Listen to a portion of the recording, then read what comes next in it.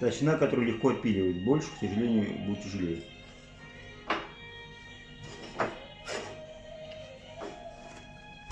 Под руки не подручно.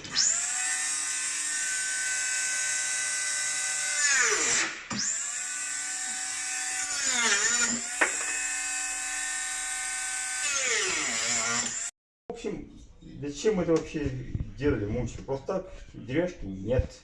Мы делали конструкцию шарнирным, двумя шарнирами, которые позволяют нам выставить угол различный. Ну и, соответственно, центр масс, чтобы было.